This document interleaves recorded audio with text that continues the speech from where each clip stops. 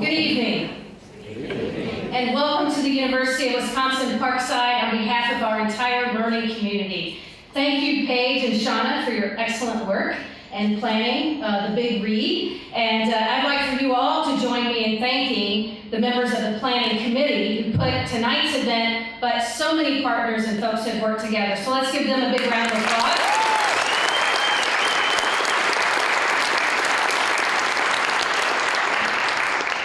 I'd also like to acknowledge that 3.5 years ago, when we were fortunate enough to receive a grant from the NEA to host the Big Read and Fahrenheit 451 was the book we all shared in the community, and the library truly was on fire. We filled the university ballroom. About 300 folks came to share their passion for literacy. That was so successful, and tonight with Station 11 and with Emily St. John Mandel being here, we knew we needed a larger location, so we are in the main stage theater. And so Anna and the team in the library, I have a question. So next time we have the NEA Big Read, I think the D. Simone Gymnasium is our destination.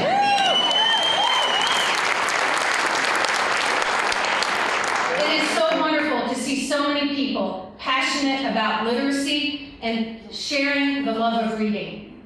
And tonight we are so honored to have an exceptional award-winning author, Emily St. John Mandel, with us to share her inspiration for this book as well as her other books and how she goes about her writing. My hope is that throughout the Big Read and tonight in this audience, aspiring authors will take pen to paper tonight or this week and take that chance and create an amazing piece of work that they can share, just as Emily has done with us.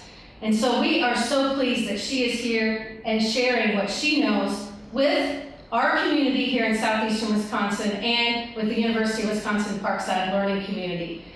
To facilitate tonight's conversation, we have two of our outstanding and amazing professors. Professor Lisa Kernetsky of our Theater Arts Department and Professor Jonathan Shaler from Communication, both from the College of Arts and Humanities.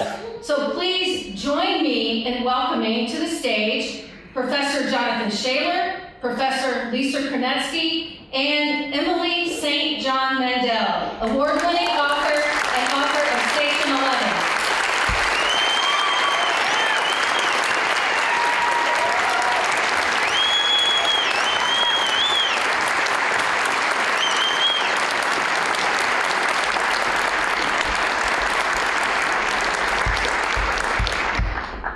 Hi, everyone. Hello. It's great to see so many people in our theater. That's terrific. I'm going to speak for Jonathan for a moment and myself to say how happy we are and how excited we are to be able to facilitate this conversation. So thank you for letting us join you on stage to talk about your wonderful book. Thank you all so much for coming. It's extraordinary to see an audience like this. And I'm not sure if you all know this, but it's much harder to interview someone than to be interviewed. So I truly appreciate both of you doing this. Well, we're excited to do it. We're excited to do it. So I'm going to start, and I think the way we decided to facilitate is that each of us would ask a question and have a conversation, and that would be the most interesting way to move forward. So the one thing that I'm going to say is that as I shared, I have read this book twice and listened to it once as an audiobook. And each time I've engaged with the book, there's something else about it that seems significant and important, or more important than the last time. So it's such a wonderful novel because there's such richness to it, and there's so many ways to think about it and to look at it. But because I'm a theater professor, I'm going to start with what to me is the most compelling question at this point, and to ask you about the role of the arts in the book. Because one of the things that I find so fascinating is this idea of this traveling symphony with music and theater going from settlement to settlement, which is so much at the heart of the book. So my question is really about where that comes from and how you feel about the role of arts in society. But I also want to add to that something about the sort of collaborative nature of those art forms, which seems to be important as we think about the future of the world. Right. So that's sort of a question. I'm going to keep it at that. No, definitely. there's a line that appears pretty early on in the book and recurs throughout, which I stole from an episode of Star Trek Voyager, which I watched in 1999. And that line is, survival is insufficient. You know, you just can't predict what random lines from television episodes you'll see and then will stay with you for the rest of your life. But it really struck me when I first heard that line, and it still does strike me as an elegant expression of something I believe to be true, which is that of course survival is not sufficient. Of course that's never enough for us as a species. And that's why we have things like the arts, and like sports, and books, and music, and these wonderful things that go beyond the basics of just mere survival, of just food, water, and shelter.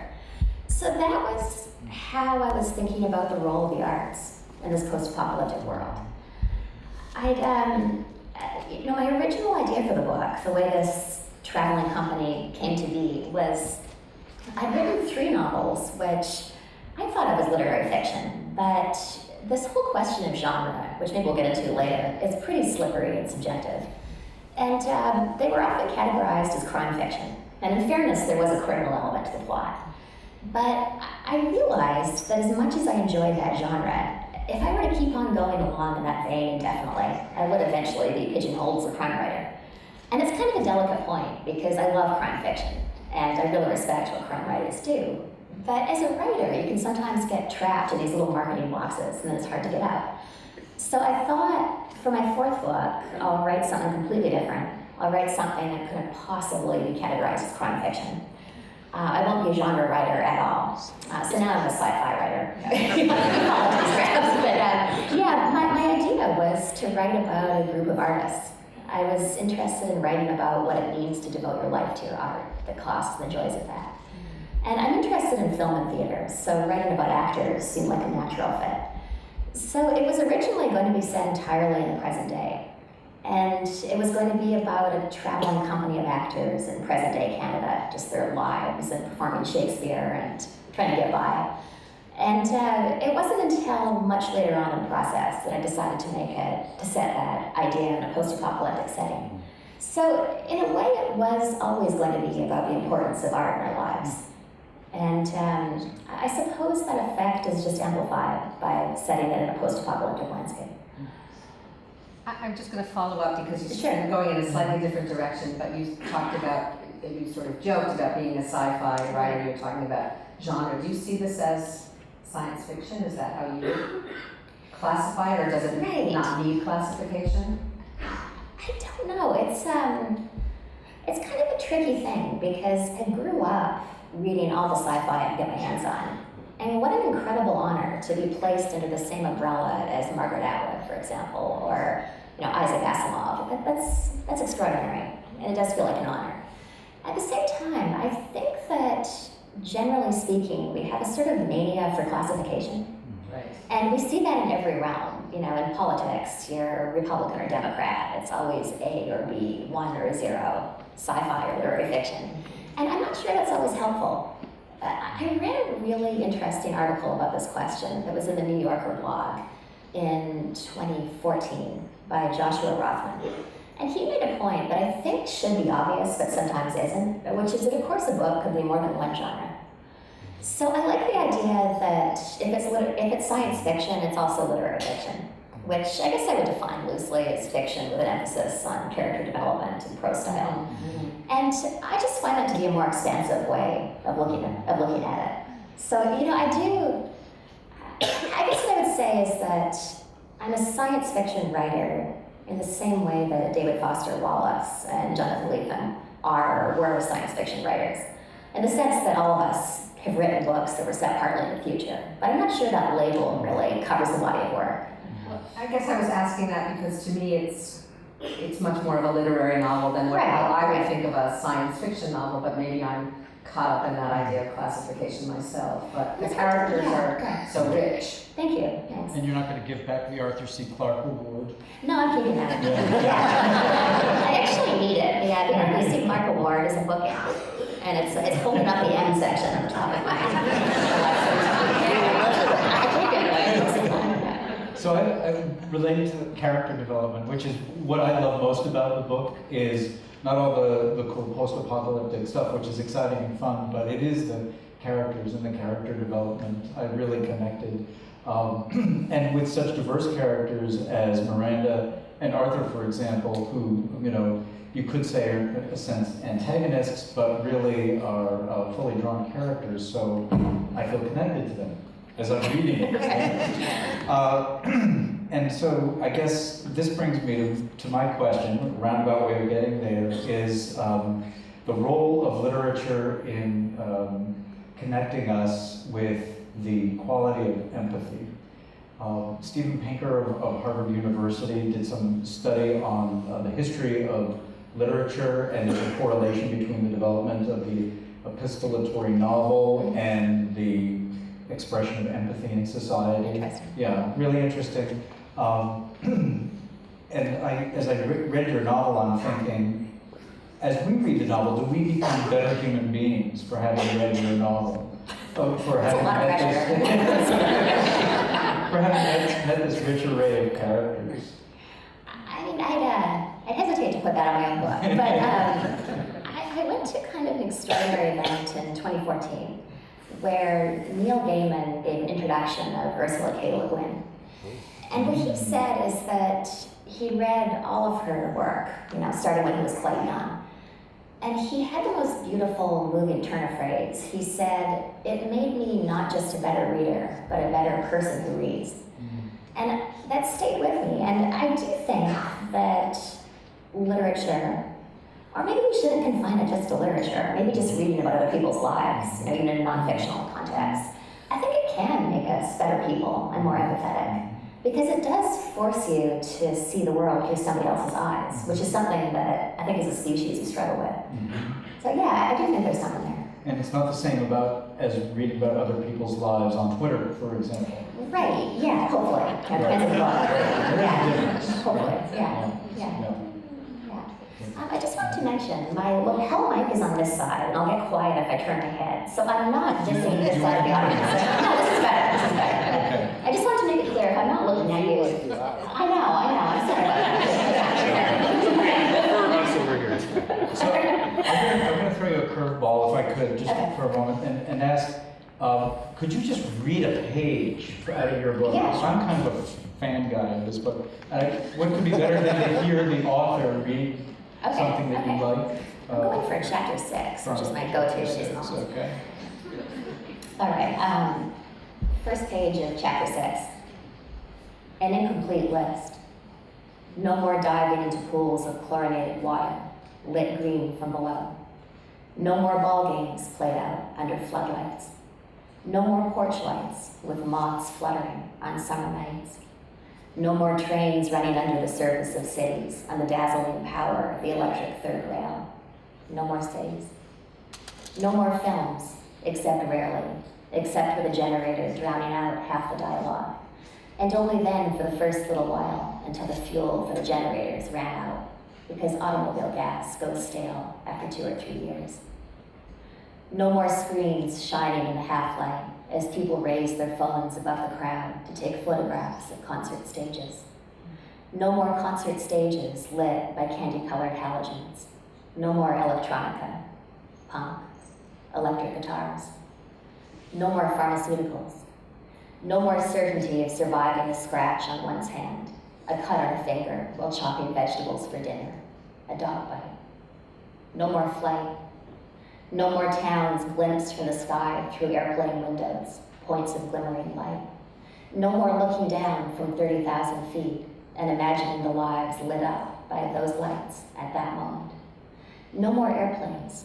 No more requests to put your tray table in its upright and locked position. But no, this wasn't true. There were still airplanes here and there. They stood dormant on runways and in hangars. They collected snow on their wings. In the cold months, they were ideal for food storage. Rust blossomed and streaked. No more countries, all borders unmanned. No more fire departments, no more police. No more road maintenance or garbage pickup. No more spacecraft rising up from Cape Canaveral, from the Baikonur Cosmodrome, from Vandenberg, Tanegashima, burning paths through the atmosphere into space. No more internet. No more social media. No more scrolling through litanies of dreams and nervous hopes and photographs of lunches.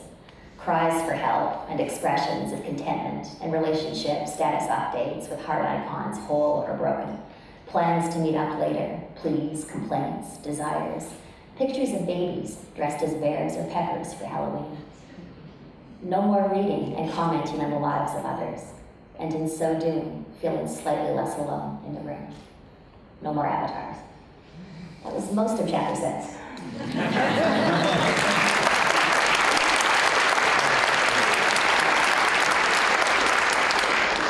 Listening to you read that, it struck me that one of the things that I wondered about in the book is sort of is it a metaphor? I'm not sure, but travel. And you talk a lot about airplanes and space, and we have these characters who, I think it's Clark, who never knows what's happened to his partner across the seas, and this sense of this huge world and how we travel it, and then people traveling on foot from settlement to settlement. I wonder if you could talk a little bit about that and the significance of that for you in terms of how time changes in the book.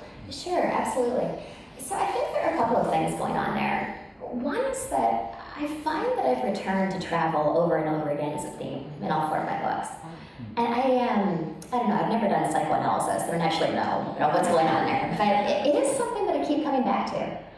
I think it might be partly from the experience of leaving home when I was 18. I moved from Denman Island, British Columbia, which is Delano Island in the book, if you've read it. It's exactly the way I described it. It's 1,000 people, trees, deer. I moved from there to Toronto to go to school. And I just remember that plane ride so vividly, that experience of traveling from one life into another, and the feeling that you can kind of become a different person in a way. You can go from one place to another and really completely reinvent yourself. I think that was a really formative experience for me when I was 18. So I think that might be part of why I've retained this interest in travel. It is something I keep coming back to. But then, of course, the other thing in the context of Station 11, as I was thinking about how the world would change in a scenario like this, where civilization stops, essentially, travel was something that I kept on coming back to. Because we kind of take it for granted now that you can get from point A to point B really pretty easily. I'm flying home tomorrow, and it'll take me a few hours to get from Milwaukee to New York. It's no big deal.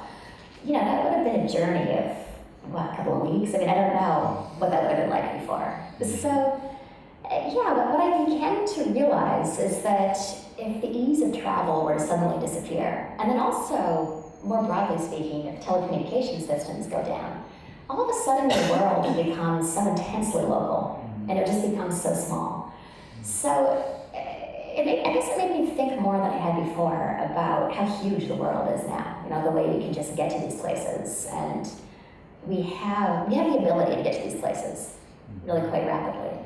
So it was partly that, and thinking about air travel in particular as kind of emblematic of the modern world in a way, sort of the interconnectedness of it. Well, one of the things that Jonathan and I have talked about is scenes or moments in the book that are really powerful to us, and so that leads me to the scene of the plane that arrives at the airport, and is parked at the end, and we mentioned this backstage, and that's interesting after hearing you talk to think about what that represents, the ability to travel across the world, and then in the moment of plague, being trapped in that place and not being able to leave. The thing that takes you across the world is the thing that you die in, is sort of. It's true, yeah. It's dark, sorry. Yeah, it's the darkest part of the book. If you haven't read it, it doesn't get worse than that. It's pretty bad. It's pretty bad, yeah. But it's also amazingly powerful. Right. That is kind of the flip side of our incredible interconnectedness, in terms of travel. I remember how worried everybody was in New York during the Ebola crisis. Because, it took about 2 years for the Black Death to get from southern Italy to England. Ebola was no more than, 10-hour flight away. It was close. So, that is the awful flip side of being able to travel easily between places, is that, of course, our pathogens can travel easily too.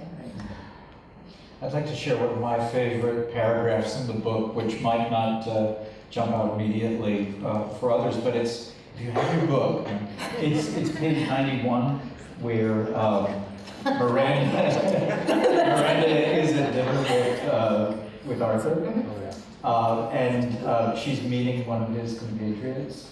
It's just so wonderfully written. You mind if I read it? Just a paragraph? I'm sorry, a woman named Tesh is saying now to Clark, what exactly is it that you do? She's addressing this to Miranda. Tesh seems to be someone who mistakes rudeness for intellectual rigor. She's about 40 and wears severe black-framed glasses that somehow remind Miranda of architects. Miranda met her for the first time this evening, and she can't remember what Tesh does, except that obviously she's involved in some way with the industry, a film editor maybe. And also Miranda doesn't understand Tesh's name. Is she Tesh something? Or something Tesh?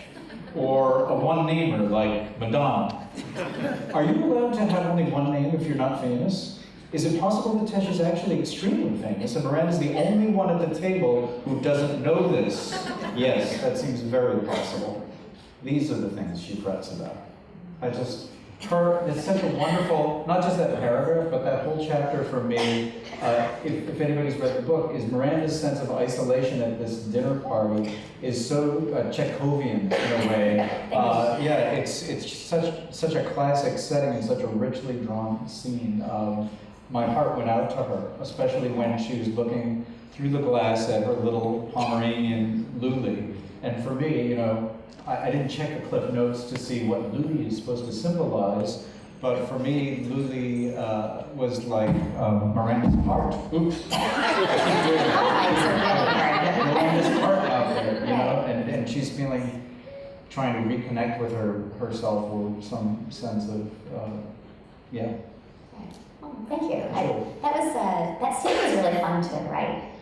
So a few years ago, I went to a dinner party in New York, and these were the most pretentious people I've ever met in my entire life. And frankly, the bar is high. I've been to a lot of literary festivals. So I found myself sitting next to this person, and he was talking about some travel they'd recently done. He said, I recently returned from the Czech Republic, you know, from Praha.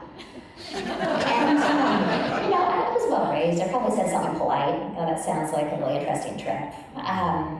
In the book, Tesh says that, and then I think it's Clark sitting next to her says what I wish I'd said, which is, oh, when you're speaking English, you can actually just call it Prague. So that's a real satisfaction of writing fiction, is that when you think of the perfect thing to say 3 months too late, you can put it in the book, exactly. Yeah, a little ridiculous. Clark's a lot of fun. Thank you. He's a good guy. I don't know if you've seen, but some of the theater students created a museum of civilization that they put outside in the lobby, and if you've had a chance to look at that, but just that idea, I love that idea of creating this repository of artifacts of the past, and it's been fun for us to kind of think about what those might be. It's an interesting thing. So I have a question that is sort of the question of the day for me, and it's in my household where we've all read the book, we've been talking about this, which is the idea of the past is gone, or the world has changed, and there's a future. And so if we're in that moment of the present, wondering what the future holds, would we recreate the past as it existed before? Or is there a new future when, social structures and political structures and technology and all of that is gone? And I'm just wondering what you think about that. Is this an opportunity to invent the world in a new way, to sort of learn from the past perhaps, or to make different kinds of decisions? Or, if there were a sequel, and I'm not asking that, but, would people try to recreate the world as it's been? And that's just been a question that I keep asking myself. If I were these people in this situation, how would I want the world to be in the future? Right. Yeah, it's something that I thought about too as I was working on the book. I guess the short answer is I don't know which direction we go in. Yeah. It seems to me that a lot of aspects of our world really happen kind of by political happenstance. You know, there's so much chance involved in the creation of countries and what borders look like and how laws come into being and, you know, having to do with social forces at a given moment in history. But on the other hand, once we have this as a kind of template, then even without those social forces, perhaps we would try to recreate it. I mean, I think it's tempting to think about the things you would want to change about the world if you could somehow rebuild it from scratch. And there's probably an argument to be made that that's partly why post-apocalyptic and dystopian fiction has been such a trend in the last decade or so. Now, that might be part of it, but we find ourselves thinking, well, you know, what if we blew this all up and, you know, started over from scratch? What potential might there be for a better, fairer world? What I found myself thinking about in the book, you know, to go back to this question, to the thing I said earlier about how local the world would be. At the point in history in the book, the world's so local that really every town is its own world. There are no real organized countries. But presumably we'd eventually move beyond that, you know, the same way that, say, the city-states of Italy, you know, came together and formed the nation. Yeah, I can definitely think of things that I would change. It's fascinating to think about, isn't it? The idea of, you know, if we could recreate the world, what would we keep? What would we leave behind? Would we be capable of leaving things behind? We might have that opportunity in about 10 years. Or sooner. There's some, maybe somebody in the audience knows, there's some noted political science theory that says we're at the end of another one of these 250-year cycles, and there will be, we're in the midst of a dissolution of society, and it's really going to hit, right? it's gonna, in the United States, Yeah. and it's going to hit in the 2020s, it's really going to hit. But don't you feel like we always think society's falling apart? So, It's kind of interesting, like it's kind of an interesting part of our psyche. I had a conversation with my mother once where she talked about how guilty she and her friends had felt about bringing children into the world in the late 70s and early 80s in Western Canada. I mean, that's pretty tranquil, like, historically speaking. It's not point to the reason why that would be a problem. But in fairness, that was the height of the Cold War, so there was, you know, a not entirely unjustified fear of nuclear annihilation. Which is not to say that we're not at the end of a 250-year cycle, but it's interesting to think about that we seem to always feel like it's unraveling around us. Yeah. Maybe we're always closer than we think. It's possible. Yeah. You just sort of wonder, for those people who 20 years later remember the past, if you have the opportunity to live a simpler life and you've gone past what I perceive in the book is the early years of violence and chaos to things sort of becoming more civilized, and you've had an opportunity to live that simple life, would you want to keep that? I mean, that's what I think. Would you want to keep that, or would you relish the idea of electricity again and air travel again? And there's something, I guess, in my reading of the book that longs for that simplicity, but maybe that's a sort of, maybe simplicity would get old. yeah. I think I want to take it slow, you know? Yeah, Not like rebuild start- civilization right, in one day. Like start with founding an acting company, Yeah. and then move on to airplanes. Yeah. So you wouldn't have to have Facebook or I could do without Facebook. Twitter. Tell Yeah. us more about the traveling symphony. If Okay. you were in the traveling symphony, what would life be like for you? I have to learn how to act, I guess. That would be a problem. In theory, I play the piano, but I never practice, and that's not an instrument you want to take on the road. It's pretty heavy. So, I guess I have to either learn an instrument or act. But, once you got past that obstacle, Yeah. I feel like I wouldn't hate that life. Yeah. And at least if you're in a good way. Yeah. I'm just thinking it's kind of idyllic almost in the way we described it, that, and I know it's not an idyllic setting by any means, but that these folks are completely dedicated to their art. That's what they're living. Even though it's bare knuckle existence, they're either performing concerts or Shakespeare. Right. And I'm just wondering if they're in the face of the danger and the horror that surrounds them. It's quieted down a bit. Can they really sink their teeth into that and enjoy it? That's a good question. I think we kind of become enculturated to our surroundings, or it's not quite the word I was looking for, immunized against our surroundings in some way. You know, I grew up in Canada, and Canadians think of the United States as an intensely violent country. And I can imagine a Canadian asking the same question, like, you know, how do you focus down there? It's so dangerous. You know? So I think it's what you're used to. And, you know, of course we can focus here, and we pursue our art, we live our lives. Yeah, there might be a parallel there. Mm-hmm. There's this scene in the book where Titania and Oberon, right, are having a real life relationship struggle, or just have broken up not too long before. And it's fun to see them kind of venting a bit through those roles that they're playing. Right.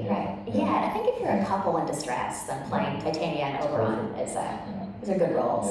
Yeah. Rule, you never want to cast a couple as a couple in a play. It's been my experience. That is not I can see that going terribly wrong. Yeah, it really can. One of the things that Jonathan and I were talking about is the traveling symphony and Shakespeare. Mm-hmm. And so we could spend a lot of time talking about, you know, how wonderful Shakespeare is and how Shakespeare transcends any time period. But I was really struck with, I think it's the clarinet, who talks about wanting to write a modern play, do something modern. And that was something that we were chatting about is, you know, Shakespeare is something that's very rooted in the traditional world, or the traditional world of arts. And I wondered if you've ever thought about, you know, would the Traveling Symphony ever do something modern, or write their own play, or do, I don't know, contemporary feminist playwright? I don't know, you know? Yeah, I did. And actually, in the first drafts of the book, I had them performing works from a whole range of eras. So it was Shakespeare. It was also 20th century playwrights like David Mamet, and then also teleplays. They were performing Seinfeld and How I Met Your Mother. And I don't know, I just couldn't quite make it work. You know, it just seemed to me that those works, there's so much a product of the modern world. And in the post-apocalyptic sequence of Station 11, of course, the modern world's come and gone. So it just seemed a little bit incongruous to me that these audiences would be riveted by, you know, stories about the New York City real estate market, you know, post-college dating. Just, you know, the relevance factor might have plummeted a little bit. So I thought, well, maybe I'll restrict the repertoire to older works, just to make it kind of technologically on par. And then as I started thinking about what that repertoire was going to be, I started reading more about Shakespeare's life. And there were some parallels between Elizabethan England and this post-apocalyptic world that I really liked. You know, because of course in his time, theater was so often a matter of these small traveling companies setting out on the road. And I love the parallel of the idea of a world in which such a company might again set out, you know, the modern world having passed by. And then a much darker thing, which I'm sure occurred to you as you were reading the book, is the impact that the bubonic plague had on Elizabethan society. So the plague swept over Elizabethan England again and again and again over Shakespeare's life. And the more I read about that, the more it seemed to me that people in that world would probably have been somewhat haunted by their memories of pandemics in the recent past. So it just began to seem more and more natural to me that it wouldn't be an exclusively Shakespearean company. But then I could also see actors, you know, bridling against that. So I liked having someone in the book who actually really doesn't like Shakespeare very much, who's the clarinet. And yeah, and her desire to write a new play. I can't remember exactly what she says, but something about, you know, the plays of the old world being insufficient for the new one. I feel like there was kind of something in there about society continuing to change, and like, at what point do we really start moving forward and stop obsessing about the past? Well, of course we need both. Right. One of the things that I love about their connection to Shakespeare is that as it seems the whole world is disappearing, it reminds them that humanity has persisted over centuries. Right. And they're Right. bringing that, you know, forward with them, right? Right. Yeah. I have a question for you. Okay. That you told us backstage that you've done over 190 of these talks. If I sound a little polished, it's So here's a question about that. Okay. And that is, what are some of the more interesting or unexpected responses that you, or encounters you've had in these many talks that you've given? This is kind of an amazing one. So there's a character in the book who has survival is insufficient tattooed on her left arm. I have encountered at least 4 of those tattoos in the world. And the first time I saw it, I felt it was the most disorienting thing. You know, you write something fictional and then there it is in front of you on somebody's arm. So, yeah, the tattoos are extraordinary. I don't think that's something I'd ever used to. Yeah, so that's been an incredible response to the book. You know, there's a whole range of responses. You get a few sort of out of left field questions. A woman came up to me in a sign-in line once, and she said, "You probably get this all the time, but as I was reading the book, you know, I kept thinking that Station 11 was going to be this sanctuary that all the characters were going to go to, and they'd all be reunited at the end." I was like, "Did you hear that a lot?" No, that's just kidding. You get a bit of that. You get a few sort of funny in retrospect responses. Like, you know, one girl came up to me and said, "I loved your book. Obviously, all the light you cannot see was better, but yours was really good." Thanks. I really liked all the light you cannot see too. So, yeah, you know, most people are lovely. Every once in a while. Every now and again. Remember we were talking about the role of the comic, the graphic novel in their Station 11. We're really interested in that and how you think of it, the function of that in the novel. So originally the comic was not particularly important to the book. It was originally just something I came up with from thinking about Miranda's character. And I had a pretty clear idea of who she was from the beginning, as this person who graduated from art school and found that not to be a hugely employable line of education, which, as the graduate of the conservatory program in contemporary dance, was something I was familiar with. So, you know, I had a very clear idea of her practicing her art at her desk, at her administrative day job. So then that begs the question, well, what's the art going to be? Obviously, if you're doing it at work, it can't be painting or sculpture. It's got to be something you can kind of slide up the keyboard, you know, when the boss walks by. So I decided to make her a graphic novelist just because I love the form. I think it's a really kind of cool way to tell a story. So originally it was just that, but then the more I revised the book, the more it began to seem to me that I'd sort of inadvertently created this echo between the comic book and the larger novel. So in the Dr. 11 comics, you have these characters marooned at the space station. And then in Station 11, the novel, you have these characters marooned in this strange new world. And it began to seem to me that I could use the comic book as a kind of amplification device for that sense of disorientation and strangeness. And because all genres have different rules, in a comic book, you can have something like a character standing by the sea, saying something like, "I stood looking over my damaged home and tried to forget the sweetness of life on earth." And you can't really just drop that into a novel. I know it seems kind of cheesy, but you can have them say it through the comic book, and it's applicable to both circumstances. So it was something that became more and more important to the novel the more I realized. It's like Shakespeare's line, holding a mirror up to nature. It's a mirror for the rest of the novel. Yeah, exactly. It's wonderful how the comic connects them. You know, it's sort of in the way that Arthur connects them, but differently. And again, it's another art form, but it's an individual art form that impacts all of these people in this world. Right. Versus the collaborative art forms of theater and music as people travel. Yeah, I mean, I think that was very compelling, that use of the comic. And the logistics of the construction of that novel must have been something, because all of those characters connected in some way, and then reconnecting in various ways throughout the novel. How did you manage that? An Excel spreadsheet. So my writing process, I never worked from an outline because I've always been kind of afraid to get bored if I knew exactly where I was going with the book. But the result of that is that I end up with this incredibly messy first draft. Now, my first drafts are always a complete disaster. And with my past books, I've been able to just start revising and get it done.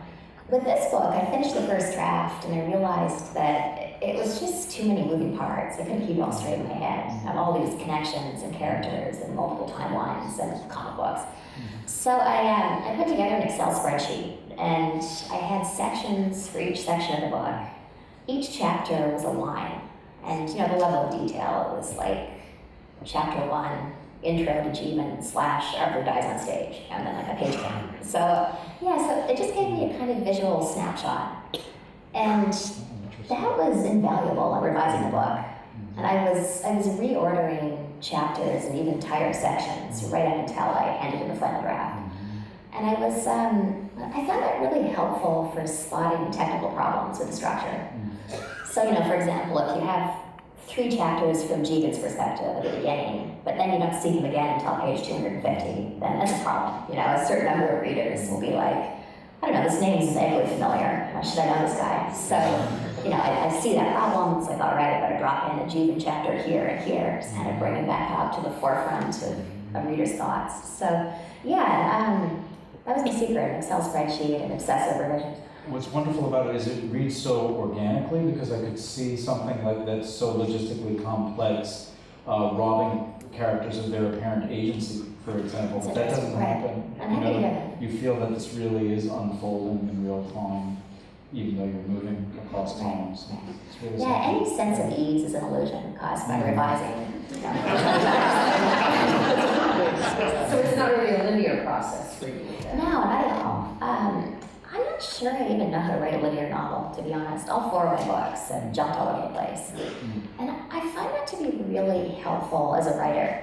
I'm not sure that I believe in writer's block per se, but as a fiction writer, I do definitely have moments where I'm just not really sure where to go with a character or a storyline, or I feel like maybe I've written myself into a kind of cul-de-sac. And generally speaking, that's fine, because I can just jump to a different part of the book and, write a couple of chapters from Miranda's perspective, then come back to Jeevan later, figure out what I was doing there. Could you rattle off the title of your first books and give people an idea of what they are? Just touch base on Okay, those. sure. So my first novel was called Last Night in Montreal. It came out from Small Press in 2009. It's about a woman who was abducted as a child by her non-custodial parent, who kept her moving all over the United States. And then she finds in adulthood that travel is a habit that she can't break. There's also a lot in there about dead languages. What's the title again? Last Night in Montreal. Last Night in Montreal. Yeah. The second novel was The Singer's Gun. And it came out a year later. And I'm not actually that prolific, but it took 2 years to tell the first book, so I was writing the second. And The Singer's Gun is about a man who sells fake passports to undocumented immigrants in New York City. Which is hard to research, by the way. You Google how to buy a passport. It's like, I don't actually want to put it in a link. It felt like it was all going to be a Homeland Security thing. So I just made it up. I have no idea how much it costs. The third book was called The Lola Quartet. And for that book, I found myself fascinated by the phenomenon of disgraced journalists. There have been a few of them around that time. Jason Blair at the New York Times, Stephen Glass at the New Republic, I think. There were a few of these guys, and the phenomenon fascinates me. These are smart people. By nature of their work, they're creating a paper trail. But some of them just lie compulsively until the whole house of cards comes down. And so I was interested in writing about that. And I was also really interested in writing about economic collapse. This was around 2008, 2009 that I started writing it. So it seems appropriate. It seems appropriate, yeah. I wanted to write about that in weird times. So the Lola Quartet is about a disgraced journalist who ends up selling foreclosed real estate in Florida around the time of the collapse. And it was also about Florida's exotic wildlife problem, which is kind of fascinating. But you have these suburbs which have canals through them because that's so picturesque and nice. But those canals connect to the swamps, so the swamps are delivered to the suburbs, and you end up in an alligator in the backyard. Which we see on the news periodically. Yeah, exactly. Yeah. Is there a drain in the swamp thing going on? That's what I was thinking. I was ahead of my time. And could you say anything about the book that's coming up? Sure, absolutely. I have a draft of a new book, but it's a lot of revisions away from being polished or readable. The tentative title is The Glass Hotel, but I think that'll probably change. I was, around the time of the economic collapse was the Bernie Madoff Ponzi scheme in New York City. And I was fascinated by that story. So that was the starting point for the new novel. So it's a very different cast of characters, but it's the same crime. It's a white-collar crime novel. Yeah, so it's about people caught up in the collapse of a massive financial fraud in New York around the time of the economic collapse, 2008, 2009. And then it's also about a woman who disappears from a container ship. I keep coming back to the shipping industry. I find it kind of interesting, so, yeah. That's the other scene that we talked about. Both of us as Miranda on the beach, with looking out at the ships. Right. Very haunting and beautifully written scene. To write a scene like that, do you have to kind of go through the experience yourself? Because I couldn't read that without kind of feeling like I was dying. Yeah, you have to imagine what it's like to die of the flu along the beach, which made Station 11 hard to write. Yeah, that was a hard scene to write for that reason. And yet it was so beautiful. Yeah. Thank you. Yeah. And speaking of the flu, I feel like as we're coming towards the end here, that I need to ask the question, and I don't know how many of you have read the book recently, but you may be aware that we have a little flu problem going on right now. And so I wonder, right now, given what's happening with the flu, if that sort of triggers anything different for you, or makes you think about this book in a different way. You mentioned the plagues, the bubonic plague, but it does feel like it's possible.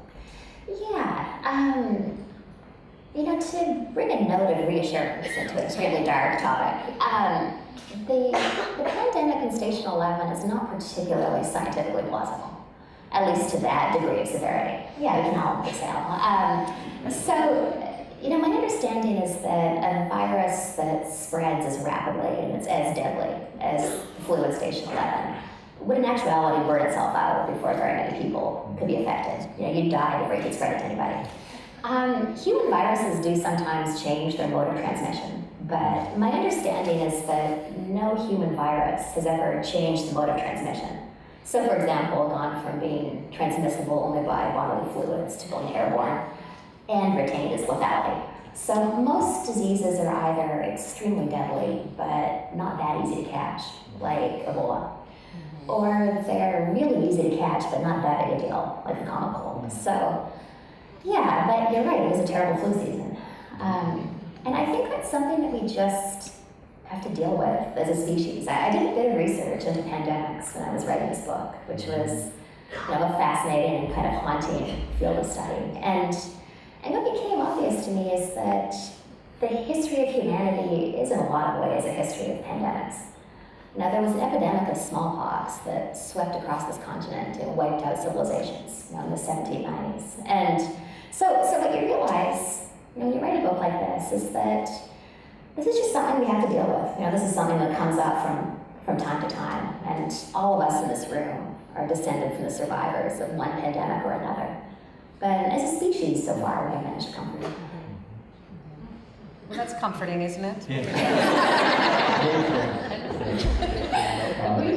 have just a few minutes left, and I wonder if there's anything that we haven't touched on that you would like to talk about. We have lots of questions. But... Okay. I guess the one thing I'd like to emphasize for people who haven't read the book is that Station 11 is not a horror novel. That it's ultimately a very hopeful book. I've read a lot of post-apocalyptic books that were horror novels, like The Road, and I actually really loved them. But if anybody has any hesitation, Station 11 is not that. That's good. I would just mention that one thing that strikes me about the novel is that it's so much about loss, especially the chapter or the piece that you read out loud to us. I hate to be a downer, but we are all going to lose everything anyway, right? With or without a pandemic. I just make that point. So when you it happens anyway. all your possessions, Yeah. all your relationships, you're gonna lose it all. Yeah, we're all gonna die. Yeah, we're all gonna die. Yeah. But, Such a weird job. so, And on that note, yeah. Exactly. But when you read, I just wanted to make this little note, just as a footnote perhaps to what that section that you read. It reminded me a little bit of the Heart Sutra in Buddhism, which I cannot recite off the top of my head, but it's something about no nose, no eyes, no tongue, no breath, no. Oh, wow, okay. It goes on in that vein. So that would be an interesting thing to look at and compare. Yeah, definitely, I'll look at that. Yeah. well, certainly for some of these characters at the end of the book, there's really a sense of peace, right? There's a sense of coming to terms in a positive way with where their lives are, which is very different from The Road or a zombie movie or Right. a post-apocalyptic book. So, well, thank you so much for talking with us.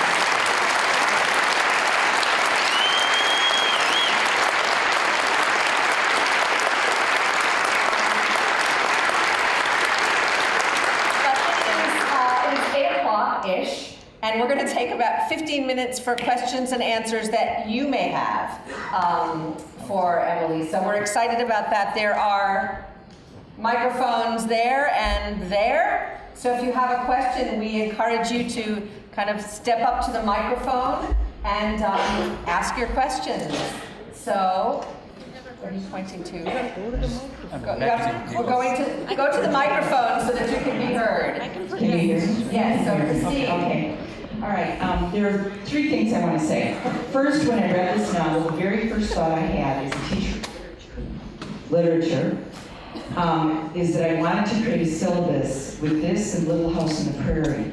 Because I was so struck by kind of where it came naturally in our development and then when it came post-apocalyptic. So that was really cool.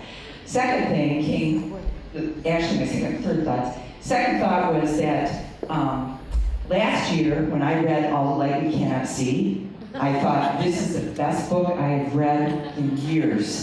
It's a really good book. It is a good book. And I picked it for my book club. But after I read it and you did that, I felt kind of like sad because I thought, when am I ever going to find a book and read something? And then I read your book, and I'm almost getting teary right now because I thought, I have found a better book. Oh, it's I'm not kidding you. And I was like, are you just imagining this? And I picked it for my book club again, so we're reading it as book club next month. Then the third thing was something that came to me, and one of the reasons your book is so wonderful and rich and all of these things is because it keeps rolling in my head. And tonight, another thing came to me that I realized there's this contrast between the people who stay put and what they have available to them, and then the people who are traveling and collecting, but only some things. When Kirsten stops at that house and she wants to find things to bring with her, but then she can't really take everything. Right. And I don't even know what to do with that yet. It's still rolling in my head. But I realized that there are those two different groups. One that doesn't have access at all unless somebody brings something to them. And then the ones that find things but then can't bring them because they can't take everything. And I don't really have a question except thank you so much for writing this. Thank you so much. I really appreciate it. Well, that's interesting. I hadn't really thought about it in terms of two groups, I guess in terms of possessions and what they can leave and what they can bring. But I do feel generally like some people just sort of have a gene for staying, and some people have a gene for going. And, you know, I'd venture to say most of us in this room are either immigrants or descended from immigrants. So, you know, all of my great-grandparents, left Europe, and, they were the ones who had the gene for crossing the ocean. Well, their siblings stayed, and yeah, I don't know why we're wired one way or the other, but it does feel to me like we are. And thank you so much for what you said about my book. Okay, I didn't read All the Light You Cannot See, but I'm sure you're better. This is the best audience ever. One thing that struck me probably a lot more than other people here, because I work at the Kenosha News and had worked in newspapers for 30 years, was I loved that one of the guys there started a newspaper. And I don't know if that was a conscious decision, but we in the print media, who everyone tells us that we're dying out, we thank you for that. And like I said, I don't know if that was something conscious or that you feel that newspapers are an important part of like rebuilding the society. I do, because I feel like we have a real appetite for information and news and stories. You think about the way the news is an app on our phone. I mean, why is that? It's like we want it so badly, it's got to be its own thing you can get to right away and just read about what's going on in the world. So, yeah, I think we just have an appetite for information generally. So I saw that as being one of the very early things that might come back. As soon as somebody could figure out some kind of printing press arrangement. I guess I do associate newspapers with civilization. So thank you for what you do. Yeah, so do we. Yes.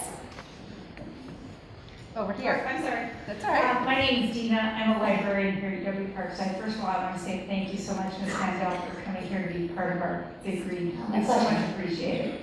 One question that was on my mind for most of the book, mostly in the beginning, and I'm sure you've gotten this question before, is this new civilization is different than the new civilization that we're aware of, the invention of the wheel, the discovery of fire, or invention of agriculture. But in this new civilization, they had evidence of the old civilization. I'm sure you've gotten this, but why was there no one present in year 0, year 1, who wasn't a policeman, who wasn't a fireman, who wasn't a scientist, who could reinvent or recreate penicillin or things like that? No, it's a fair question. What I found myself thinking about is how much human knowledge would be lost in an event like this.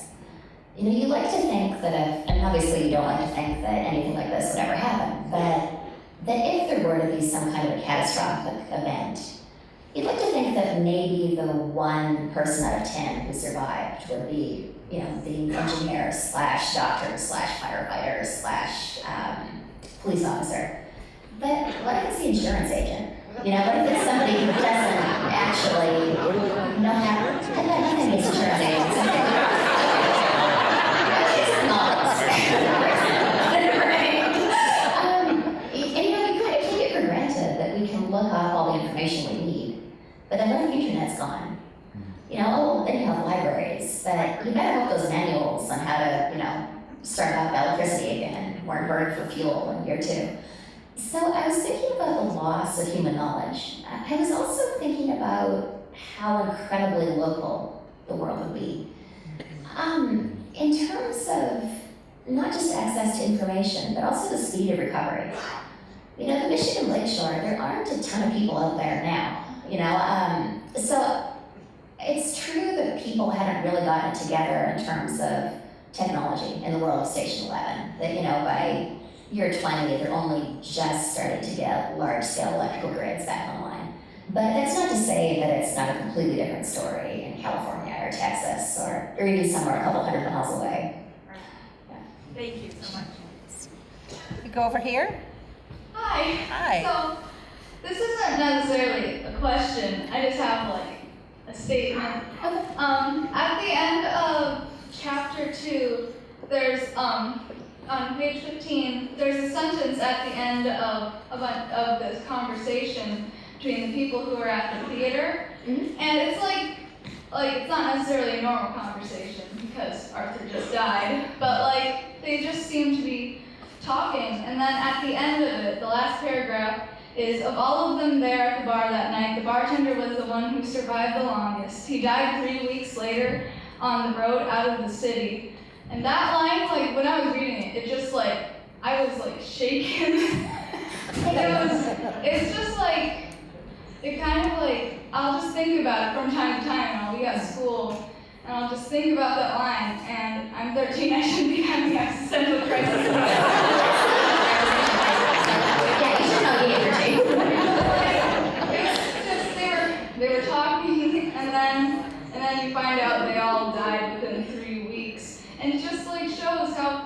life goes, and I was really concerned after reading that. Life is so unpredictable. And the reaction you had, it sounds like kind of a mean thing to say, but it was sort of exactly what I was going for. I wanted the readers to get to that line and go, oh my God, what kind of book is this? I feel like I was having an existential crisis at 13. I think that's totally normal. Sure.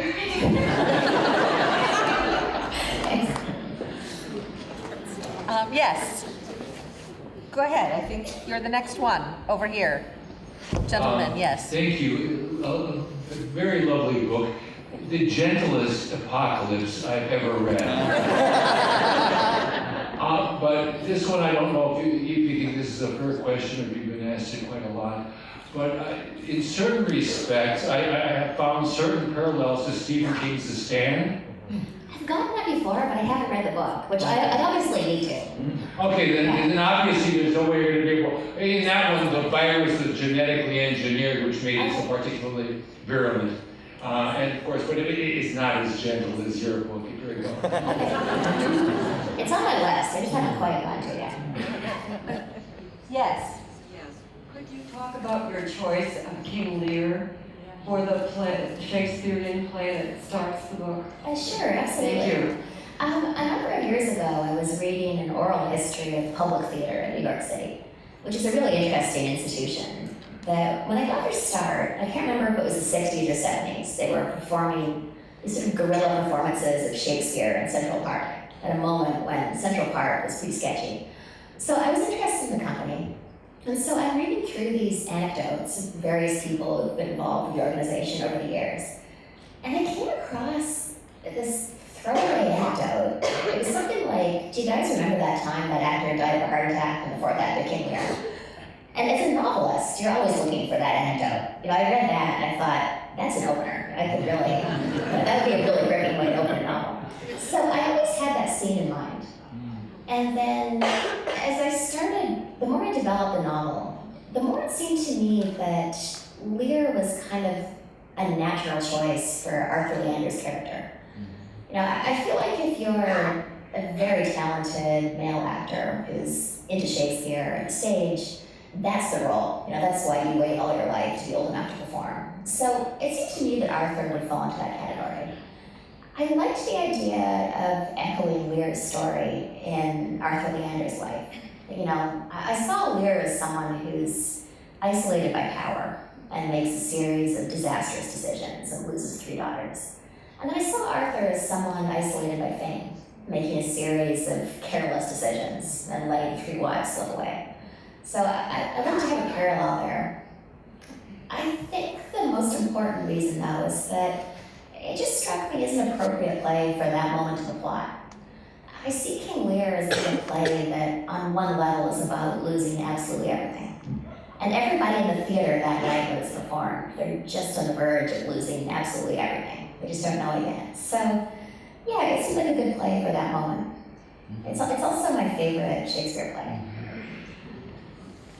Okay, I think we've got time for about one more question. And those of you who are interested in the book signing, we're going to be doing that directly after this, and it's right behind us in the Mathis Gallery. So if you would line up, Emily will be signing books for about an hour, and we're asking each person 1 book per person, and no selfies, in the interest of time. So thank you. So I think you were the person waiting longest, so go ahead. Hi. So my question is mainly about how in a lot of books like this we kind of focus on things like where you get resources like food and water, but also there's the issue of just interpersonally, what about people who survive and are left alone who don't share the same culture, even the same language? How would they interact with each other, especially at this age where things like just being able to translate on your phone no longer exists? Yeah, it's a good question. So there's a whole cohort of people who are trapped in the airport, and some of them don't speak the language. So I had them, learning each other's languages, which I think is just what we have to do in that kind of circumstance. I think it would be really difficult, but you'd learn enough words to get by, and hopefully keep developing that and to be able to communicate. But you're right, it would be intensely isolating. to be deprived of that technology? It's a great question. So I hope that you will join me in thanking Ms. Mandel for a wonderful conversation.